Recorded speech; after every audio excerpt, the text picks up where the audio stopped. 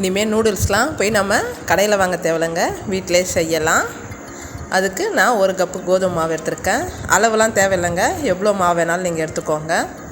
மாவுக்கு தேவையான அளவுக்கு உப்பு சேர்த்து சப்பாத்தி மாவு பிசைஞ்ச பதத்துக்கு பிசைஞ்சி வச்சுக்கலாம். தண்ணியை கொஞ்சம் கொஞ்சமாக சேர்த்து பிசைஞ்சிக்கலாம், ஒரே டைம் சேர்க்க தேவையில்லை.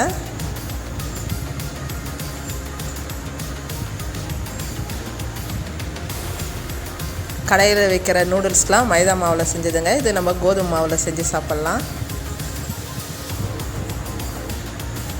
பிசைஞ்சு ஒரு 1/2 மணி நேரம் ஊற வச்சுடுங்க. ஒரு அகலமான பாத்திரத்தில் தண்ணி கொதிக்கட்டுன்னிட்டு 1 ஸ்பூன் எண்ணெய் சேர்த்துக்கோங்க. அதில் இதை நல்லா புழிஞ்சு விட்டுக்கலாம். கொஞ்சம் டைட்டாக தாங்க இருக்கும், அப்புறம் நூடுல்ஸ் சாப்பிட்ணும் ஆசை இருக்குல்ல, அதனால் கொஞ்சம் கஷ்டப்பட்டு புழிஞ்சிக்கலாம்.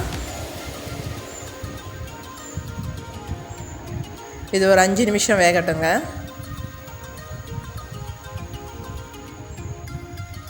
பாருங்கள், அந்த கடையில் விற்கிற நூடுல்ஸ் மாதிரியே நல்லா நீட்டாக இருக்குது.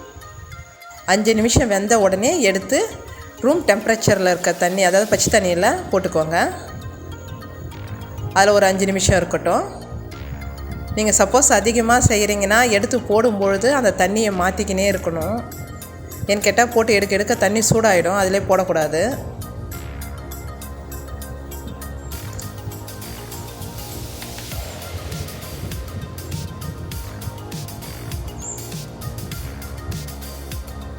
நான் கொஞ்சம் கொஞ்சமாக ஒரு 2-3 டைம் தாங்க போட்டு எடுத்தேன். பாருங்கள், ரெடி ஆகிடுச்சு. இதை ஃபேன் காற்றுல ஆற வச்சுக்கலாம். ஒரு 10 நிமிஷம் நல்லா ஆறட்டும். அதுக்குள்ளே நம்ம இதுக்கு தேவையான வெஜிடபிள்லாம் ரெடி பண்ணிடலாம். கோசு பொடி இது மாதிரி சீவி எடுத்துக்கோங்க. பொடியை அரியலான்னு அரியாதீங்க, அரிஞ்சால் நல்லா இருக்குது. அது இதுமாரி சீவி எடுத்தால் மெலுசாக நீட்டாக நல்லாயிருக்கும். பீன்ஸு பொடியை கட் பண்ணி வச்சுக்கோங்க. கேரட் உங்களுக்கு மெலுசாக வேணும்னா இது மாதிரி பட்டையாக சீவி மறுபடியும் அதை எடுத்து இப்படி நீட்டு வாக்கில் சீவனிங்கன்னா மெலுசாக அழகாக வந்துடும்.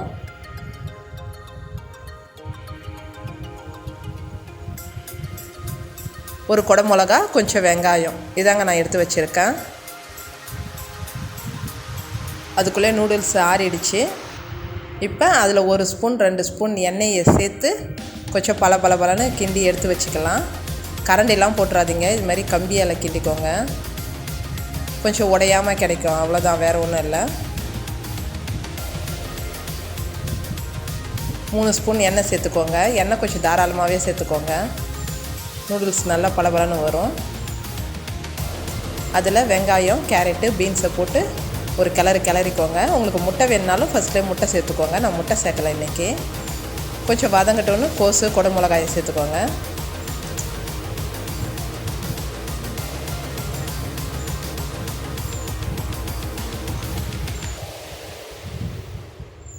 அதுவும் கொஞ்சம் வதங்கட்டோன்னிட்டு கரம் மசாலா, மிளகாய்த்தூள்,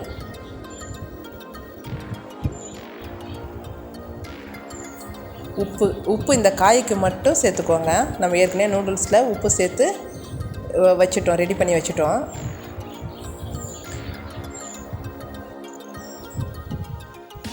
சோயா சாஸ் கொஞ்சம் சேர்த்துக்கோங்க.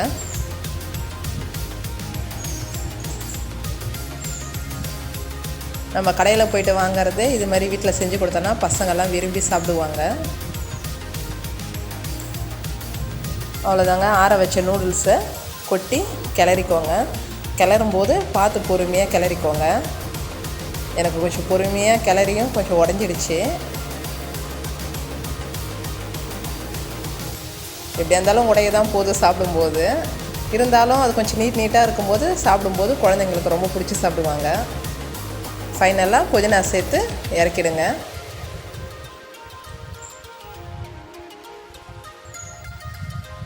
அவ்வளோதாங்க, நூடுல்ஸ் ரெடி ஆகிடுச்சு. எங்கள் வீட்டில் பெப்பர் பிடிக்காதுன்றதுனால ஒருத்தவங்களுக்கு பெப்பர் சேர்க்காமல் இன்னும் கொஞ்சம் பெப்பரை சேர்த்து ஒரு கிளறி சாப்பிடுங்க, நல்லா டேஸ்ட்டாக இருக்கும்.